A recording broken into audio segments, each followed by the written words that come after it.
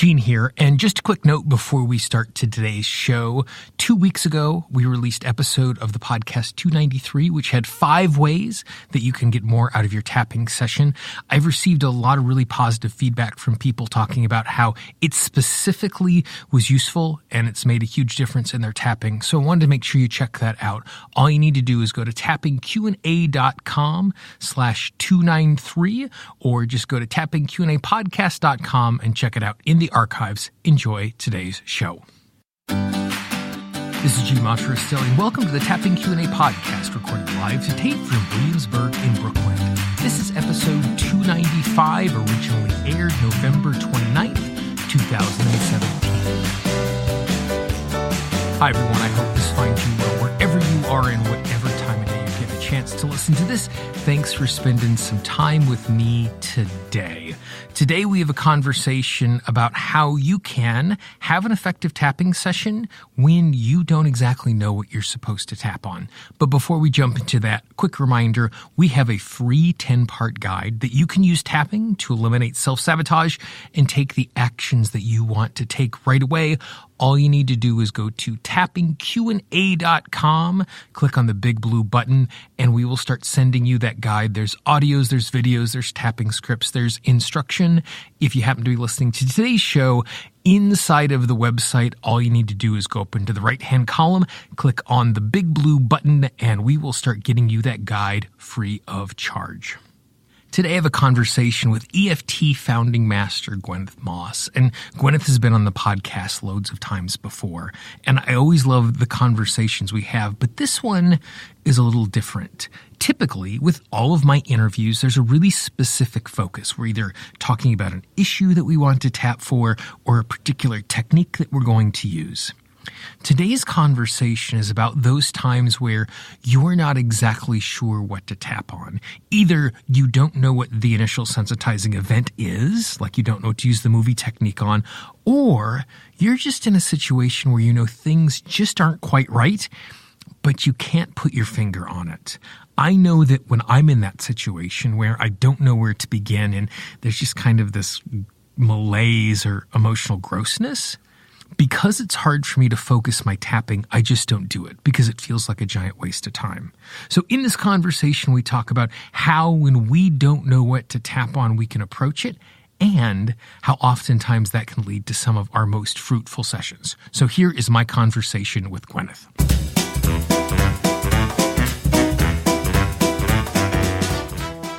When you and I were going back and forth and we were trying to decide on a topic to talk about today, you said, I want to talk about I don't know. I'm not sure if you meant you didn't know or if you had a plan for that. Why did you say I don't know? Well, because I don't know is wonderful. We're all, so many people are terrified of I don't know. And they think that if they don't know, that they're not good enough.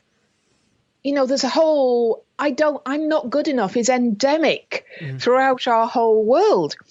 And maybe it's because people think that they're supposed to know, that they're supposed to be the expert, they're supposed to know what they're doing.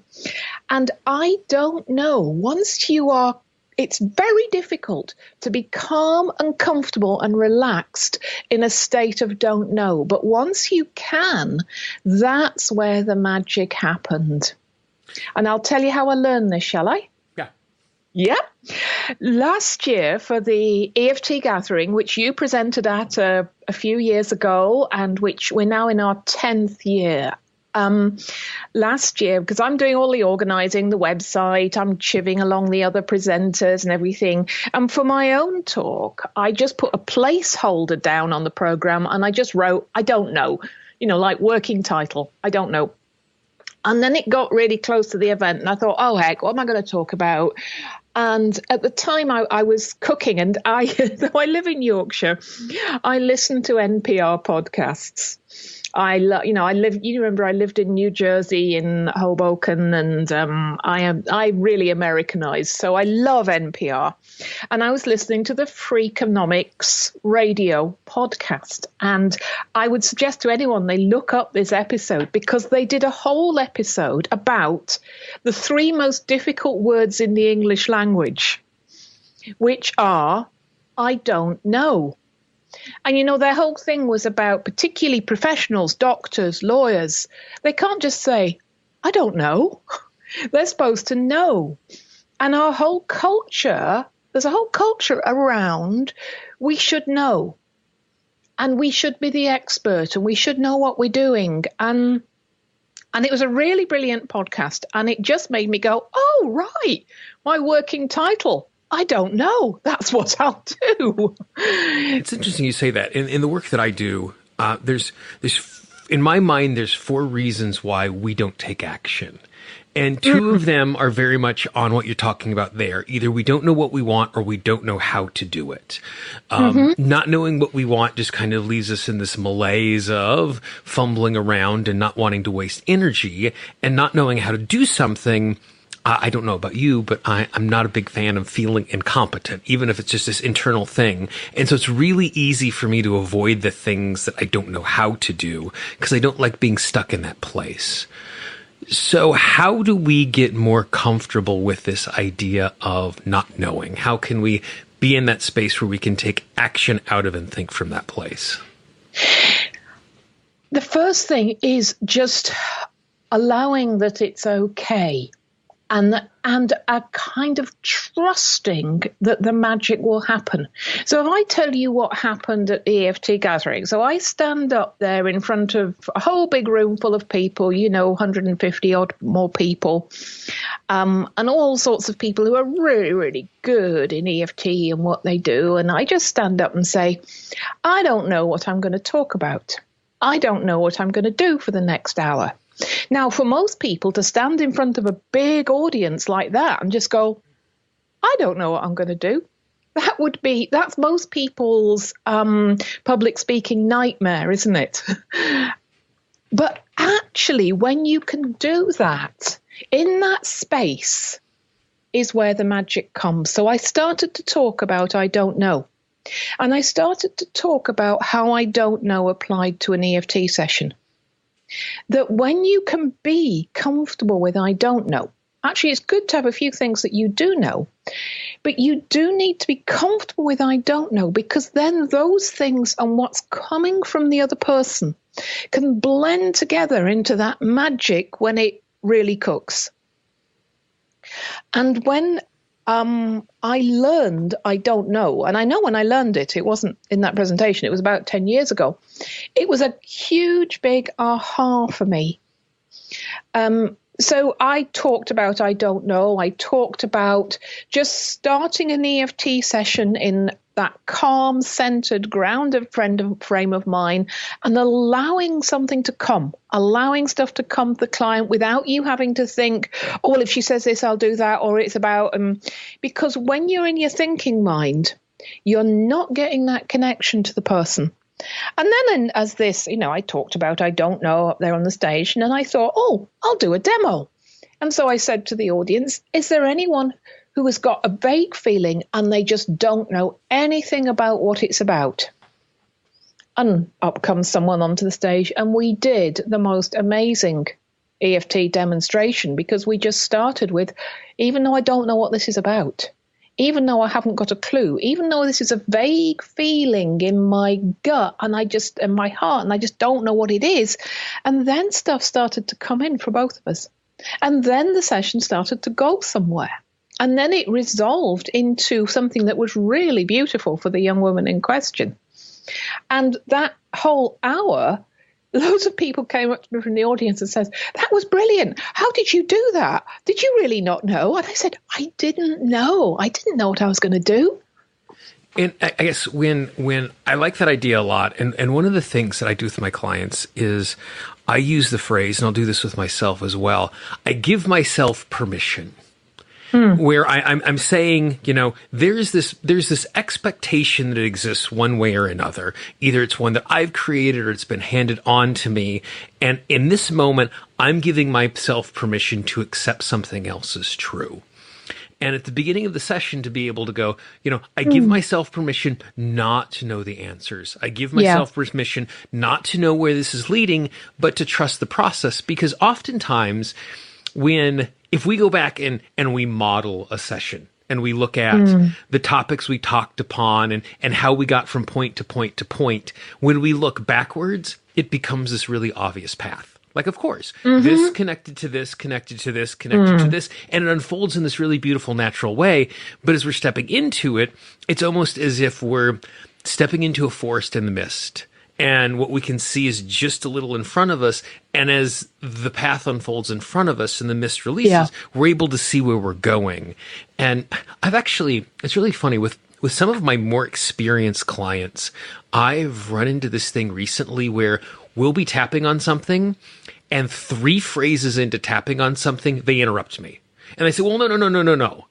And I appreciate getting feedback from them, but you can see that there's this really preconceived notion in their mind and how the tapping is supposed to unfold and the healing is supposed to unfold. And the instant we deviate from that, they have to shut it down so they can bring an input.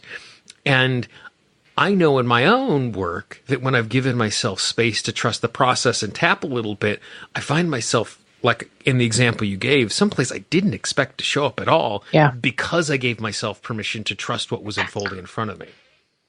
There has to be space in the garden for new plants to grow. Yeah.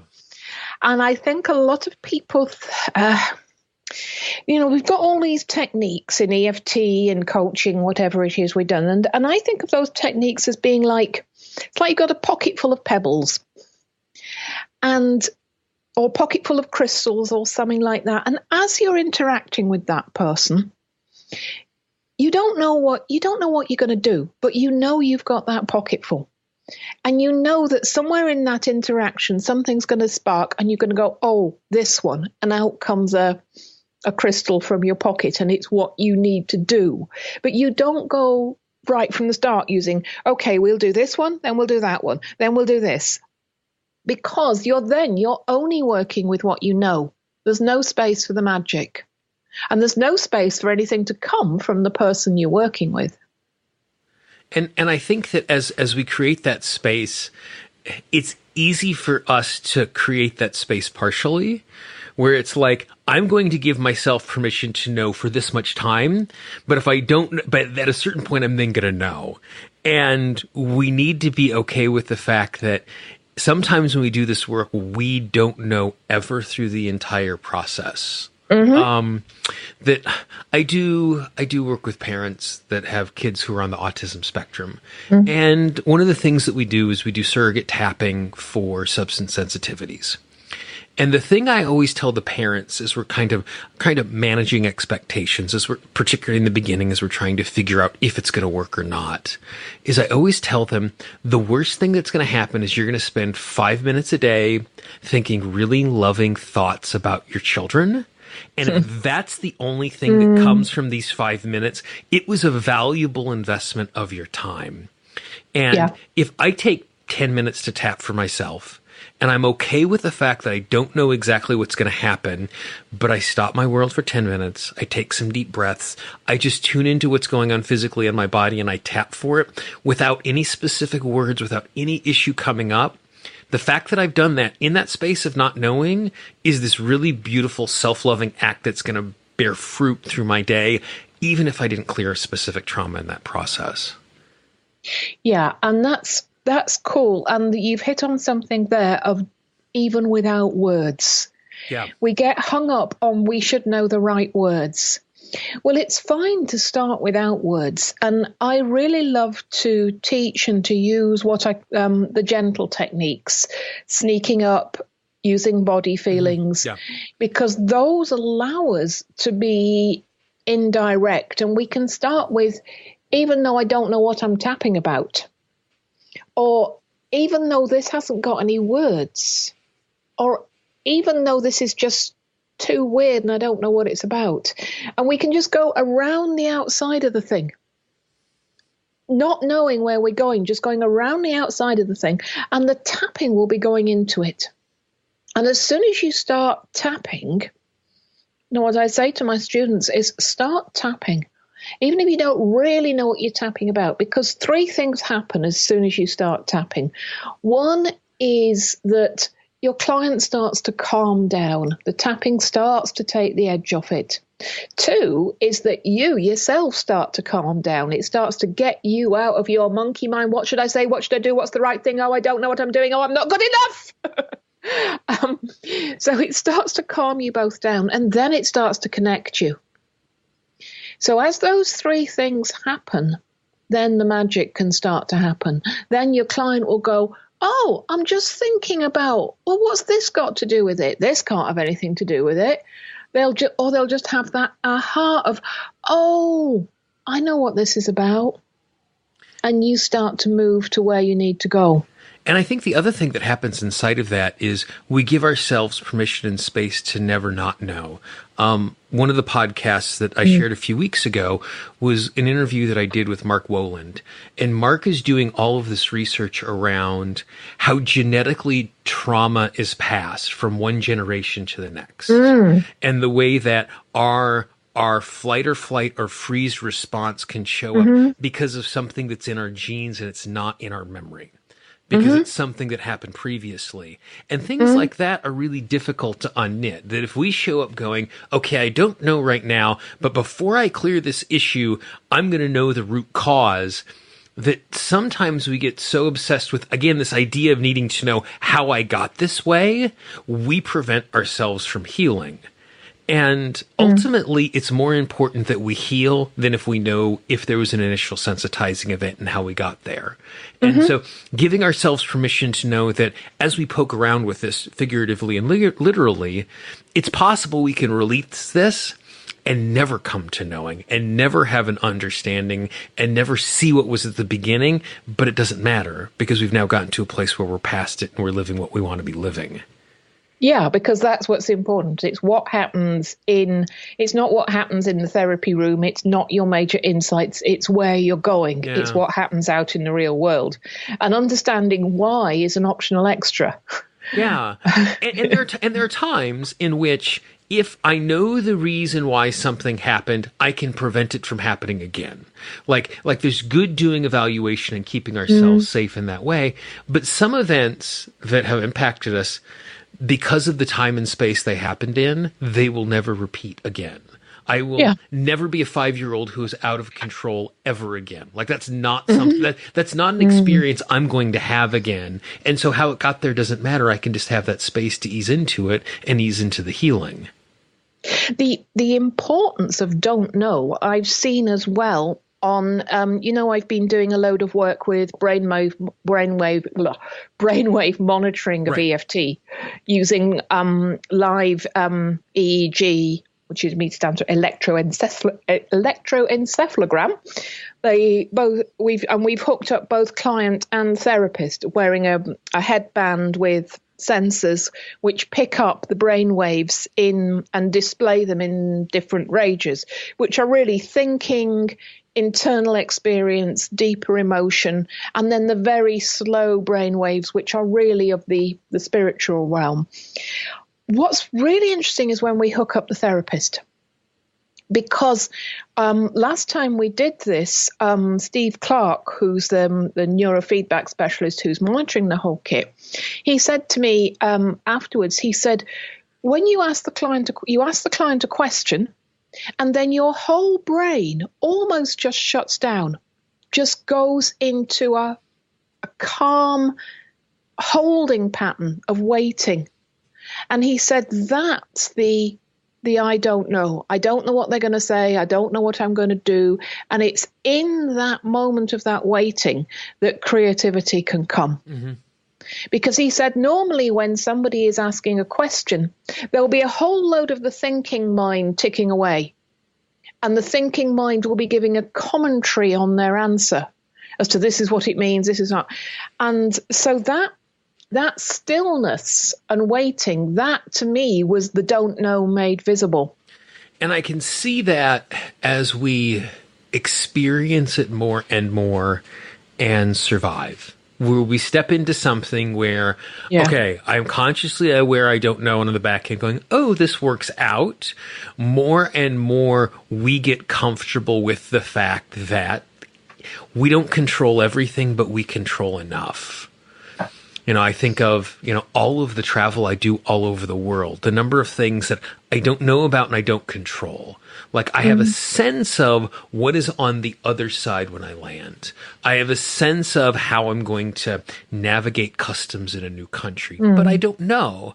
But I've done it enough times at this point in my life that even going to a place where I have no grasp of a language, I know I can figure it out, even though it's unknown. So you have an intention, you have a direction, you have a trust in the outcome. And I think it's the same with EFT. Yeah. Whatever people are going through and have gone through, in some way, tapping is going to help. Tapping can clear something, shift something. So when I'm starting a session, I've got the intention of good can happen. Yeah. I've also got the intention, whatever somebody's clutter of false truths, traumas, all sorts, I know they weren't born like this. You know, they came into this life a little bundle of joy. So with those two intentions of all this stuff is learned, and what's learned can be unlearned, and good can come of this, I just sit in don't know. I'll tell you how I learnt the don't know in relation to EFT, and I'm so glad I did. It's saved me a lot of kind of stress and hassle. Right. It's about 10 years ago. I filmed my EFT Helps series of DVDs, and these are 9 one-hour cases where, and we filmed them over 2 days, and there's all the film equipment and the lights. It was all professionally filmed. And then someone sat next to me, and I'm going to tap with them. And I don't know, though I know the person, I don't know anything about what they're bringing to this session. Right. And so I just start right from scratch and work. And because that happened time out, for 9 times, and there was all the sort of distraction of the film and everything, I just got into sit down and tap. And the pressure was off me because Karen Davidson, who was filming it, had said, how many DVDs do you want? And I said, 4 or 5 maybe. She said, get more people, then you can choose the best one. And I got 9 people, and I just got into this don't know track with them. And at the end, Karen said, you have to use all 9. Right. And that was some sort of that weekend, some sort of penny dropped for me that amazing stuff could happen without me knowing what I was doing, without me planning, without me thinking, and that just sitting with empty mind, connecting, and then having this pocket full of pearls, pocket full of pebbles to, this one or, that one. Yeah. And like I was talking about earlier, giving ourselves permission not to know, also giving ourselves permission to trust ourselves and trust our abilities in those moments when we don't have that stuff. So it's the ability to, it's not that I am just a passive passenger inside of this, that I'm going to take action, but I trust myself in the moment. As the new, as the unexpected, as new information comes up, then I'm going to respond to it appropriately. Yeah. I spend a lot of time working with clients around making sales presentations and pitches. And in their mind, what they're trying to do is they're trying to script out the entire conversation in their head on both sides so they can hit all of the beats and they can get it exactly right. And the point of mastery comes when I know the information well enough that whatever question you ask me about, I'm going to be able to respond. And maybe my response is, well, could you give me clarity in the question that you're asking so I can even figure out more where we're standing? And once we get to that place, it's this really easy thing, and it's this exchange and it's this connection where we trust ourselves and our ability, and not knowing the beats and what's going to happen is okay because we can manage that. So it's like, I don't know what I'm going to do. I don't know what I'm going to say, but I do know that I can handle it. Yeah. I trust that I can handle it. And that is the answer to, the way we create anxiety is by sticking our imaginations into the future and imagining everything going wrong and, disaster and obstacles and problems and all of that. And then in the here and now, we make images of all of that, and then we respond as if it was actually happening, and we create anxiety. And then those anxious feelings color our thoughts, and we make more catastrophizing thoughts. And the way out of anxiety is Those simple words, I'll handle it. Yeah.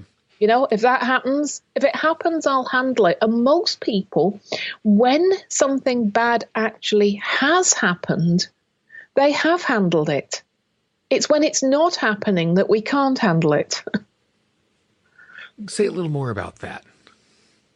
Well, I can't think of a story off the top of my head, but I've had people who've had all sorts of shocks to family, to all sorts, and they've handled it, and then afterwards they've got anxious. Right. Or they get anxious about something that could happen in the future. And we can't act in the future. We're not there. We're here. The only place we can act is in the present moment. That's why the present moment's so important. And we can create depression by taking our minds into the past and going, if only, if only, if only, if only. Right. And that throws up emotion. Or we can go into the future and we can go, what if, what if, what if? And the answer to the future just has to be, I'll handle it. Right. Okay, what do I need to handle it? What do I need to learn to handle it? What tools do I need to handle it? Because then when it happens, if it happens, because the worst thing is always a possibility, but the best thing is a possibility too. And what's most likely is somewhere in the middle.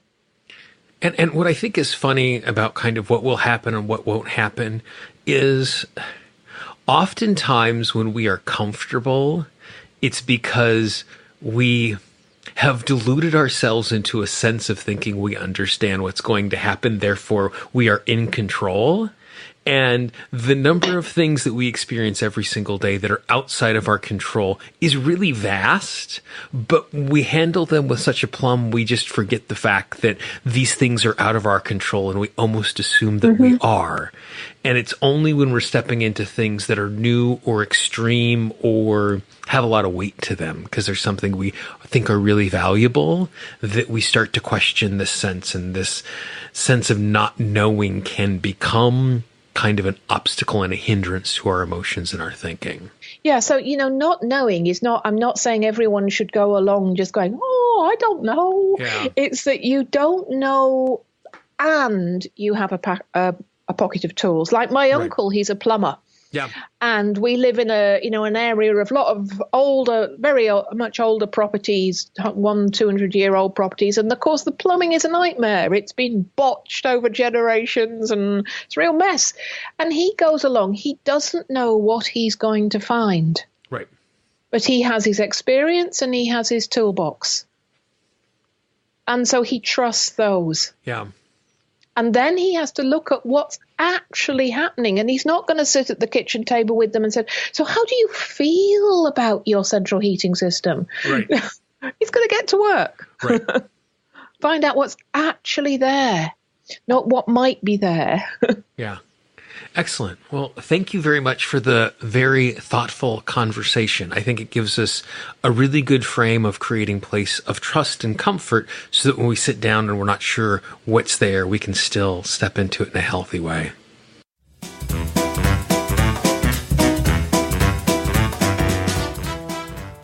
I hope you found that useful and a really easy entry point in how you can start tapping when you're not exactly sure what to tap on and where the entry point is. If you'd like more information on Gwyneth and the event that she does in York every single year, all you need to do is go to tappingqandapodcast.com, click on the link for episode 295. Not only can you find all of Gwyneth's information, you can also find all of our past interviews, which we have done. Each one of them is different and each one of them is super useful. If you have a question, a comment, an issue that you'd like us to cover in the future, please let me know. I can always be emailed directly at Gene, Gene, at tappingqanda.com, or if you go to the website, simply click on the contact link. There you can leave me a text message or you can even leave me a voice message. I love hearing from you. If you know someone in your life who could use today's episode, please be our ambassador. Pass it along.